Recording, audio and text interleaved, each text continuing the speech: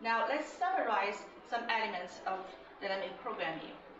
So first of all, where should we look for dynamic programming solution to a problem? We have talked about two important properties of a problem that you may want to consider dynamic programming approaches, and they are optimal substructure property and overlapping subproblem property. And there are 4 steps for establishing a dynamic programming solution. Step 1, characterize the structure of an optimal solution. Number 2, recursively define the value of an optimal solution. Number 3, compute the value of an optimal solution. Most of the time, let's try a bottom-up version instead of a recursive version. Number 4, construct an optimal solution for computing the information. From computing the information.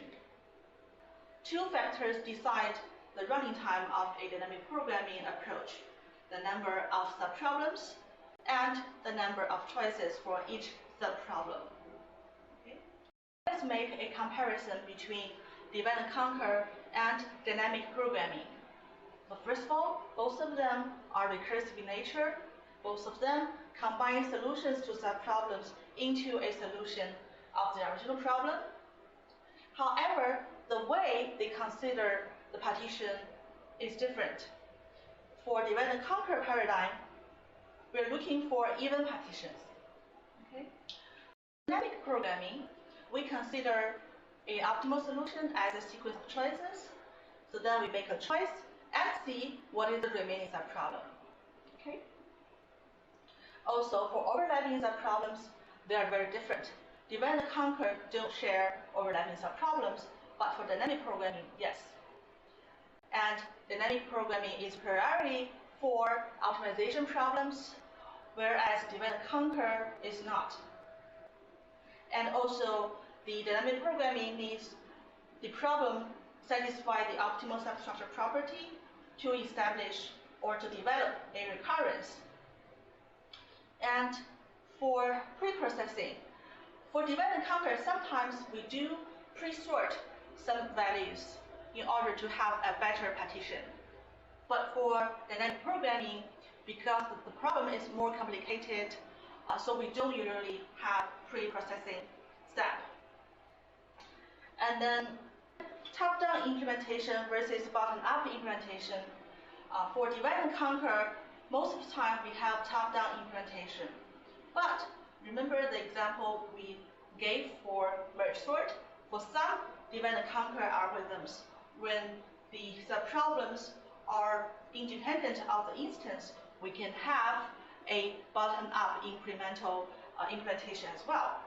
For dynamic programming, most of the time we do bottom-up implementation. But if there are only a small number of subproblems need to be solved, we may also consider a top-down implementation for dynamic programming. Okay, and then the last question, the running time. The running time of divide and conquer algorithm is defined by the recurrence of the running time. And we know the recurrence has a lot of factors like the number of subproblems, the size of each subproblem, and the total size of all subproblems, and the time for divide and conquer steps. These factors are going to decide the running time of the entire algorithm. And for the dynamic programming approach, we know the 2 factors, the number of subproblems, and for each subproblem, the number of choices you have to consider. These 2 factors are going to decide the running time of your dynamic programming algorithm. Okay, so to summarize, we compared dynamic programming with divide and conquer paradigm with the example of the maximum subarray problem. And you can check the corresponding chapter from the textbook. And also we talked about what is optimization problem and example of matrix chain multiplication, elements of dynamic programming. You can check out the corresponding chapters as well.